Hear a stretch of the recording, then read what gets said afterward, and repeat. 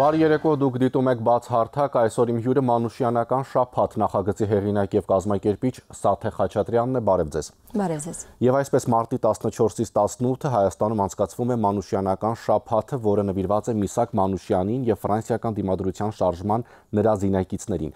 Ինչու մարտի 14-ից 18-ը Տիկին Խաչատրյան եւ ինչ ծրագիր է իրենից ներկայացնելու շաբաթը։ Նախ մարտ ամիսը ֆրանկոֆոնիայի ամիսն է ամբողջ աշխարհում եւ մենք ցանկություն ունեինք, որպեսզի այս միջոցառումները, որոնք յուրովի հայ-ֆրանսիական բարեկամության նոր դրսևորում են կամ դրսևորման շարունակություն են տրամաբանական, իրականացվեն այն տրամաբանության մեջ, որը հենց ֆրանկոֆոնիան է։ Եվ միևնույն ժամանակ կար զուտ տեխնիկական հարց մարտ ամսին 14-ից 18-ը, որովհետև մենք ունենք Ֆրանսիայից բազմաթիվ հյուրեր, մի ամբողջ պատվիրակություն, որի մեջ մտնում են քաղաքական գործիչներ, հասարակական, թանգարանների տնօրեններ, նաև պատմաբաններ, եւ այդ ամսաթվերը ամենահարմարն էին, որպեսզի մենք կարողանայինք իրար հետ աշխատել։ Մանուշյանական շաբաթը իր մեջ ընդգրկում է բազմաթիվ միջոցառումներ, վավերագրական ֆիլմերի ցուցադրություններ, ներկայացում հատուկ Մանուշյանին նվիրված, որովհետև հատուկ պատվիրված պիես է, որը պատմում է Մանուշյանի եւ իր զինակիցների մասին, եւ ընդգրկում է նաեւ կոնֆերանսներ, որին կմասնակցեն մեր ֆրանսիացի եւ հայ բանախոսները։ Միջոցառումները մուտքն անվճար է, բոլոր միջոցառումների մուտքն ազատ է եւ մենք ներկայացմանը եւս մնացած օրերին թատրոնը եւ թանգարանը կգործեն իրենց սովորական ռիթմով։ Որտեղ է բեմադրվելու ներկայացումը։ Ներկայացումը կբեմադրվի Արտաշատի Ամող Խարազյանի անվան պետական դրամատիկական թատրոնում։ Եվ հենց Արտաշատի թատրոնն է հեղինակը ներկայացման, թե այստեղ արդեն Ֆրանսիայից բերված ներկայացում է ֆրանսիացի արտիստների մասնակցությամբ։ Պիեսը իրականում գրվել է Ֆրանսիայում, պատվիրել է ֆրանսիացի հեղինակ Շոշանա Բուխոբզային եւ առաջին անգամ ցուցադրվել է, բեմադրվել է Ֆրանսիայում, որի բեմադրիչը նույնպես ես եմ, ֆրանսիացի դերասանների հետ բնականաբար, եւ ներկայացումը շարունակում է նաեւ Ֆրանսիայում իր կյանքը եւ գործունեությունը։ Մենք խաղացել ենք նոյեմբեր ամսին, մյուս ներկայացումը կլինի մարտի 28-ին Տոբոգան թատրոնում եւ նույն ներկայացումն, այսինքն նույն պիեսը հայերեն թարգմանությամբ հայ դերասաններով կցուցադրվի, արձանին կբեմադրվի եւ կցուցադրվի նաեւ Արտաշատի թատրոնում։ Բեմադրության հեղինակը դարձյալ ես եմ, բեմանկարչությունը նույնն է, ինչ Ֆրանսիայում էր, բեմանկարիչը Բենժաման Բրուտոնն է աշխատել եւ ֆրանսիական եւ հայկական տարբերակում երաժշտությունը Հողարթունն է գրել, մի խոսքով հայ-ֆրանսիական Կոնֆերանսում քննարկվող հարցերի շրջանակը ինչպիսին են։ Տարբեր դրսևորումներ կան, այսինքն տարբեր թեմաներ կան, կախված նրանից, թե որտեղ ենք ներկայացնելու, այսինքն կոնֆերանսներ լինելու են Ցեղասպանության ինստիտուտ թանգարանում 15-ին եւ 16-ին, Երևանի պետական համալսարանում եւ ամփոփիչ գիտաժողովը, որի շրջանակներում կլինեն դարձյալ կոնֆերանսներ եւ քննարկումներ, արդեն Մատենադարանում։ Ցեղասպանության թանգարանում ուղղվածությունը ավելի իր մանկությունից են գալիս, որովհետեւ Միսակ Մանուշյանը ցեղասպանության այսպես մազապուրց այն հրաշքով փրկվածներից է, ով կարողացել է հետագայում հայտնվել Ֆրանսիայում եւ նաեւ գիտաշխատողները Թանգարան ինստիտուտի կունենան իրենց ելույթները եւ հանդես կգան դասախոսություններով, արդեն պետական համալսարանում ավելի ընդգրկուն կլինի Մանուշյանի գործունեությունը եւ դիմադրության շարժումը, երկրորդ աշխարհամարտը ավելի շուտ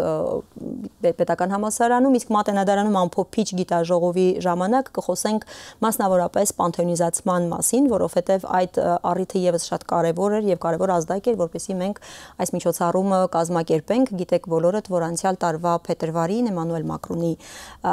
ջանքերով եւ իր հրամանով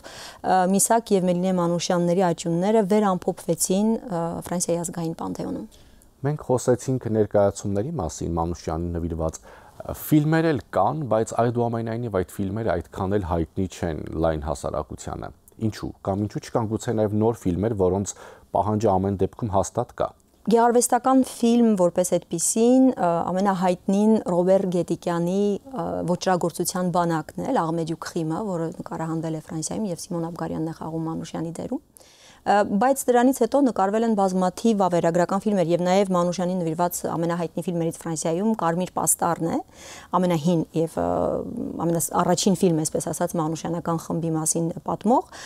բայց բավականին շատ վավերագրական ֆիլմեր են նկարահանվել, մասնավորապես պանթեոնիզացման այս միջոցառումների շրջանակներում, եւ այդ ֆիլմերից 3-ը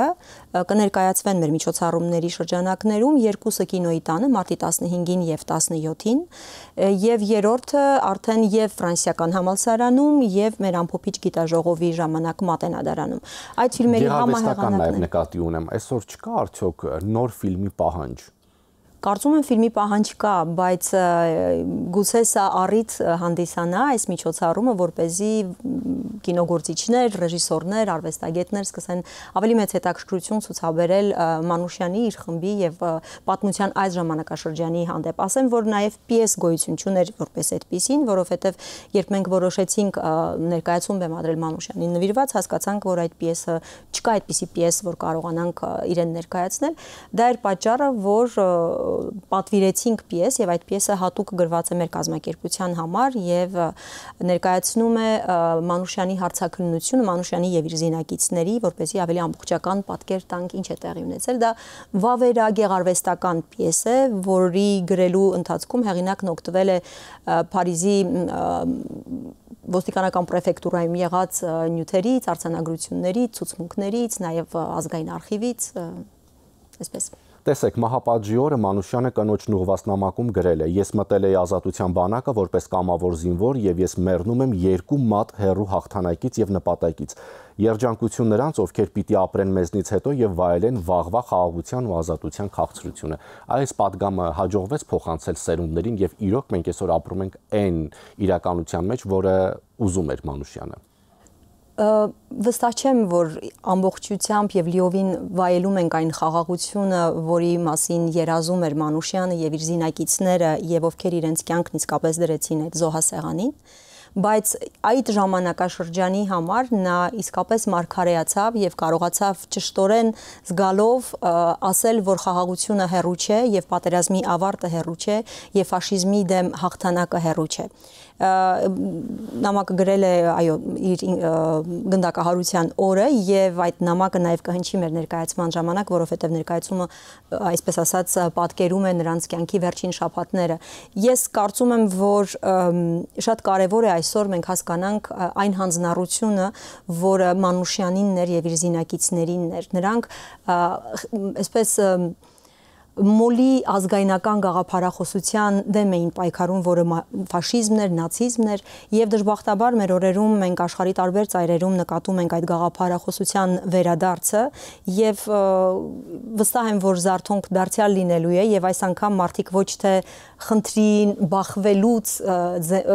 ոտքի կկանգնեն եւ կցանկանան պայքարել դրա դեմ, այլ թույլ չեն տա, որ խնդիրը հասնի այդ աստիճանին։ Գիտաժողովը, որը անցկացվելու է Երևանում, կոչվում է հիշողությունը որպես քաղաքական հանձնառություն եւ Մանուշյանի կերպարը։ Հիշողությունը պահելը եւ սերունդներին փոխանցելը կարեւոր է։ Դա քաղաքական հանձնառություն է մեր վստահ համոզմամբ, որովհետեւ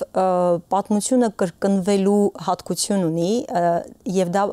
պատմության հանդեպ ամնեզիայի արդյունք է, այսինքն երբ մոռանում ենք պատմության տված դասերը, մենք հայտնվում ենք միևնույն իրավիճակում, հետեւաբար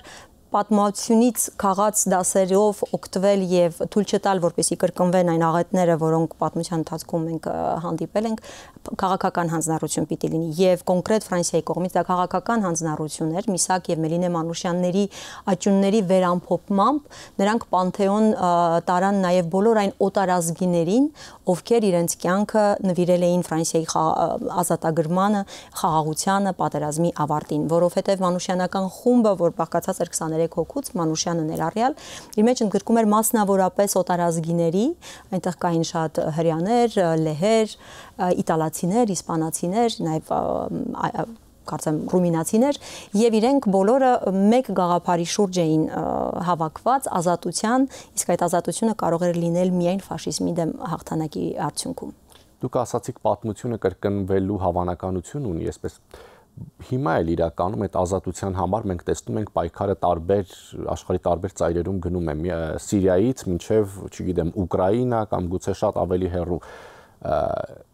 Այս պատմությունները հիշեցնելով է, որ պետք է պայքարենք նաև այդպիսի երևույթների դեմ, որովհետև եթե մոռանում ենք սա, ինչպես շատ տարիներ առաջ մենք ասում ենք, չէ, եթե չի դատապարտվում հայերի ցեղասպանությունը, չդատապարտվել է նաև ծնեց նոր հանցագործություններ։ Իսկ պատմության դասերը շատ կարևոր են կերտելը։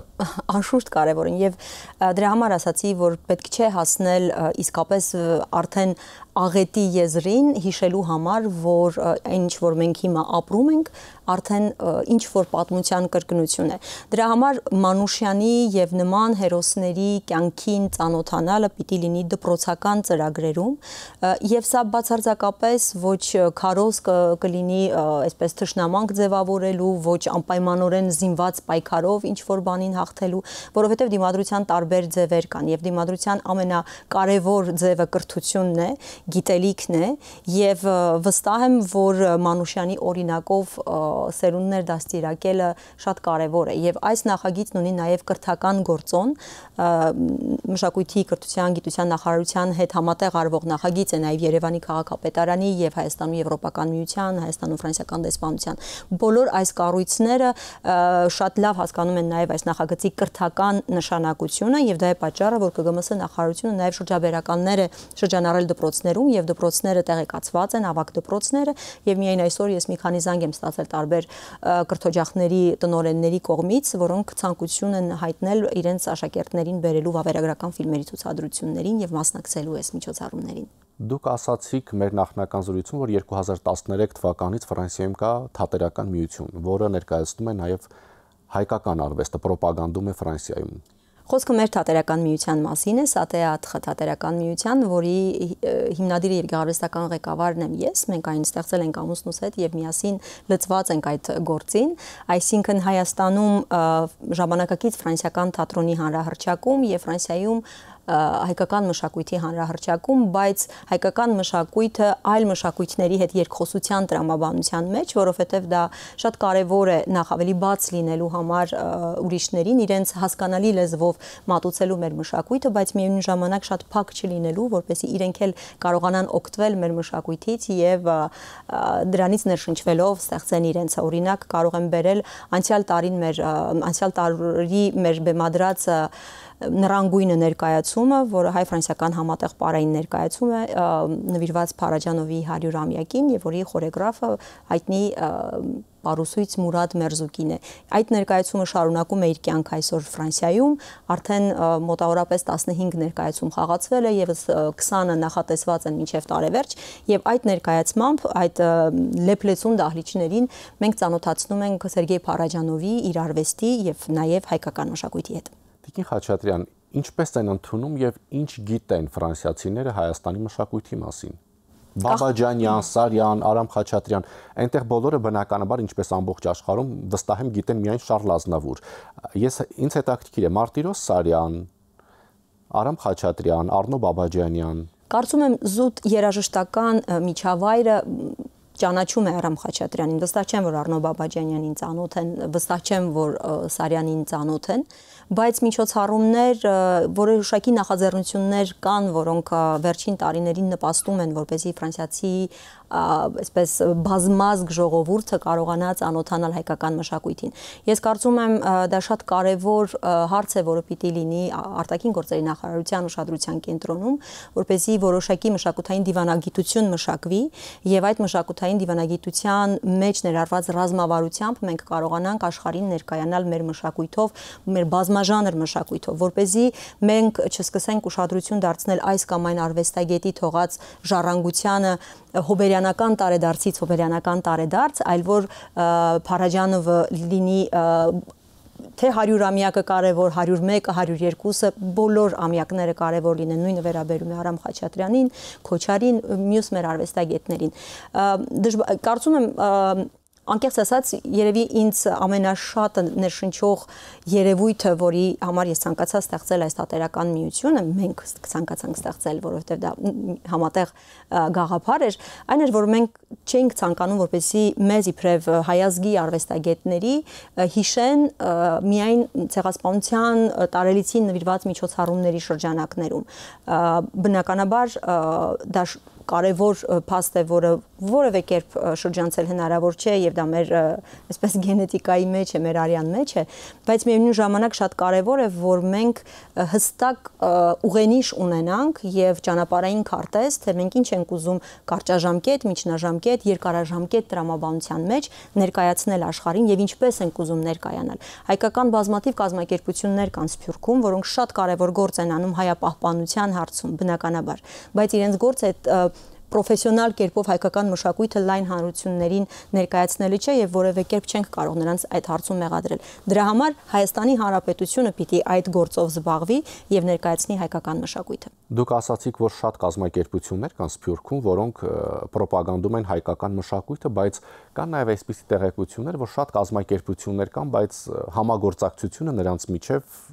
երբեմն չի էլ կայանում, հակառակը խնդիրներ են ունենում մեկը մյուսի հետ։ Այս դեպքում Ֆրանսիայում, քանի որ կան շատ լավ արվեստագետներ, Սիմոն Աբգարյան, Սերժ Ավետիքյան, լավ երաժիշտներ, նաև այդ համախմբվածությունը կա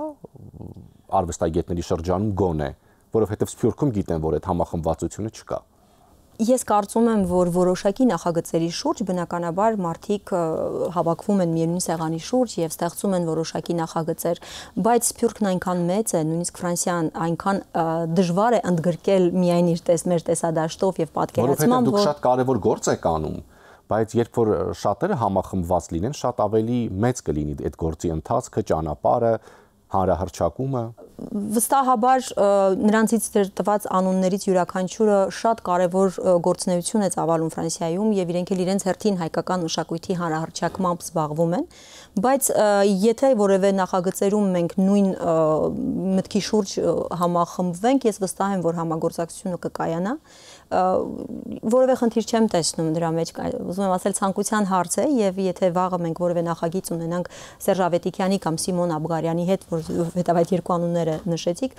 ես չեմ կասկածում, որ համագործակցությունը կկայանա եւ այն կլինի հրաշալի։ Շնորհակալություն։ Ես եմ ձեզ շնորհակալ։ Հիշեցնեմ, իմ հյուրը Մանուշյանական շաբաթ նախագծի հեղինակ եւ կազմակերպիչ Սաթե Խաչատրյանն է։ Շնորհակալություն ուշադրության համար, հաջողություն։